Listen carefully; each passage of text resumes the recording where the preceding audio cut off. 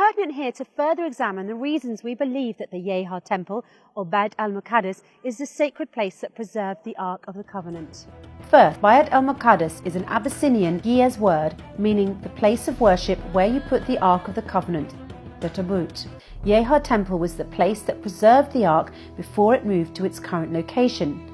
As for the area that is called Bayt al-Muqaddas, that we know in Palestine right now, it was not called that during the time the Muslims entered Egypt. This area was called Il-Iliya, and the proof lies in the covenant of Omar ibn al-Khattab, the second caliphate to Prophet Muhammad. When Muslims entered Palestine, Omar established this covenant with the indigenous population, which is known as the Covenant of Omar, and it has been saved until now as an official artifact that shows the tolerance of Muslims with their neighbours. In this covenant, Omar offered security and protection to all the residents of Palestine after the lands were opened by Amr bin al-As and Abu Ubaidah bin al-Jarrah. Omar wrote in his covenant, "In the name of God, the merciful, the compassionate, this is the assurance of safety which the servant of God, Umar, the commander of the faithful, has given to the people of Il-Iliya. He has given them an assurance of safety for themselves, for their property, their churches, their crosses, the sick and healthy of the city, and for all the rituals which belong to their religion. Their churches will not be inhabited by Muslims and will not be destroyed. Neither they, nor the land on which they stand, nor their cross, nor their property will be damaged." This implies that the region in Palestine that we refer to as Bayt al-Muqaddas did not hold such a name back then. Rather, it was called Il-Iliya. Second, Bayt al-Muqaddas in Islam is considered to be the first Qibla. In other words, the direction that Muslims used to face when they prayed before moving this Qibla towards the Kaaba. Qibla by nature has to be a structural shape in the form of a 3D cube, similar to the Kaaba, because a Qibla is a direction and a square is the only architectural shape that has the same measurements across all sides and unified angles, and can combine facing all directions from east, west, north and south. This direction exactly applies to the Yeha temple, the same as it applies to the Kaaba. Third, and key to this argument, is that Bayt al-Muqaddas had to be present before the revelation of the verse that says, "God is the exalted one who took his servant one night for a visit from the Al-Haram Mosque or Masjid in Mecca to the Aqsa Mosque or Masjid." And this applies to the Yeha temple, but it does not apply to the location that was referred to recently as Bayt al-Muqaddas in Palestine. In fact, at the time of the revelation of this verse, there were no mosques in Palestine at all. What is referred to as the Aqsa Mosque, which is in Palestine and was built in the Umayyad age. The Yeha temple, on the other hand, is the oldest place of worship which still exists today on the Abyssinian highlands, the Tur, way before Islam and Christianity. Fourth, the region that has the Yeha temple on the Abyssinian highlands, the Tur, is named the Tigray region. Tigray has two famous cities. One is called Adwa and the other is called Aksua. Exactly, you heard that right, Aksua. It is the capital of the Tigray region and is known as the Sacred City. On Ethiopian maps, it is recorded as Aksum. Nevertheless, the old sources clarify that this region was called Aksua, not Aksum. In the Abyssinian language, for linguistic reasons, popular nouns follow the weight of ala fa'ul. They use this linguistic rhyme in naming the tribes, countries and adjectives. For example, al-Jahbul, al-Slum, al-Sha'ub, al-Zlum, al-Ruk, al-Aksum.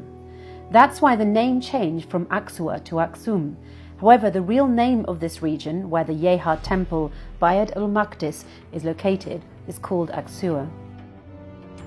The reference to the Al-Haram Mosque or Masjid in the verse I just mentioned, God is the exalted one who took his servant one night for a visit from the Al-Haram Mosque or Masjid in Mecca to the Aqsa Mosque or Masjid, is the region of Mecca where the Kaaba is, and obviously the reference to the Aqsa Mosque is the current region of Aksum in Abyssinian Tigray, where the Yeha temple or Bayt al-Muqaddas is.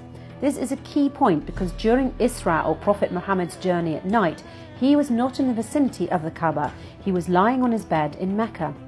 God mentioned in the verse that he started Isra from Al-Haram Masjid, referring to Mecca, not simply the mosque as we know now. That's because the word Masjid means the place that God is worshipped in the form of prostration or sajda in Arabic. It's worth mentioning that worship through prostration or sajda in Arabic is the means of prayer that distinguished Abyssinian churches and temples until today. Yes, Christians who worship in the Abyssinian highlands, the Tur, perform prostration or sajda in Arabic in worship, exactly the same as Muslims and contrary to Christian worship in the east and west. The temples and churches of Aksua or Aksum that are located in Tigray followed similar methods of worship like mosques or masjids even before the revelation of Islam. On the heights in the sacred city of Aksua, Aksum, there is a unique tourist attraction, one of the most famous churches in the world, Abuna Yamata, which is carved inside a huge rock 2,500 meters tall.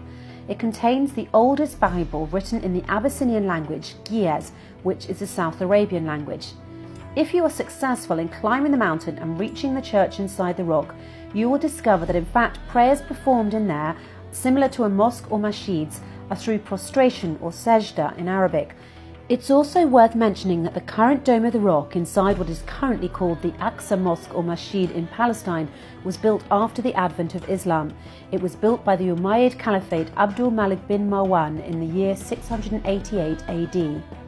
Fifth, all the mosques in the world have been designed so that their front wall is perpendicular to the direction of the Kaaba facing Mecca.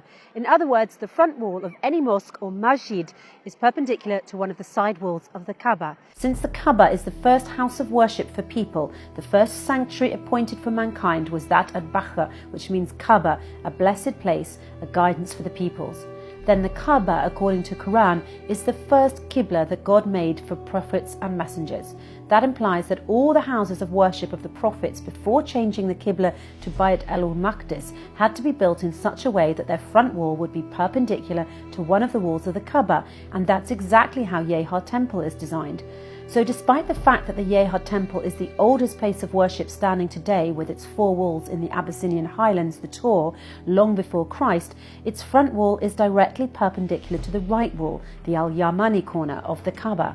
It's easy to see on Google Earth how the Yeha Temple is directly facing Kaaba in a perfectly perpendicular way. This implies a historical connection or tie between the building of the Kaaba and the Temple of Yeha, where the Temple of Yeha is Bayt al-Maqdis and Aksum in Tigray, Ethiopia, is the Aqsa Mosque or Masjid, where people who worship perform prostration or sajda. These are ordered when they do tawaf around Kaaba to say, "Our Lord, grant us good in this world and good in the hereafter, and save us from the chastisement of the fire of the hell." This is when they reach the Al-Yamani corner of the Kaaba, or in other words, when they reach the imaginary line that makes the front wall of the Yeha Temple perpendicular to the Al-Yamani corner of Kaaba. This supplication combines the beginning and the ending together, the beginning of humanity, the beginning of the covenant with God on the Abyssinian highlands, the Tur, and at the same time the ending on the land of Al-Mahshar or the gathering, which is also the Abyssinian highlands, the Tur. Because Prophet Muhammad said about Bayt al-Maqdis, it is the land of the resurrection and the gathering. Sixth, the relationship between Bayt al-Maqdis and Kaaba is between the east and the west. When the verse was revealed to Prophet Muhammad about changing the direction of Qibla while he was praying in Medina, he was facing Bayt al-Maqdis. He then switched his direction towards the Kaaba, and here the Quran says, "The fools among the people will say, what has turned them from their Qibla which they had? Say, the east and the west belong only to Allah. He guides whom he likes to the right path." It's clear in the verse that Prophet Muhammad changed his direction of prayer between the east and west. This is the geographic relationship between the Kaaba, east, and Yeha Temple, west. As for the relationship between the Kaaba and what is referred to as Bayt al-Maqdis in Palestine, it's a relationship between north and south, not of east and west, as the verse clearly states.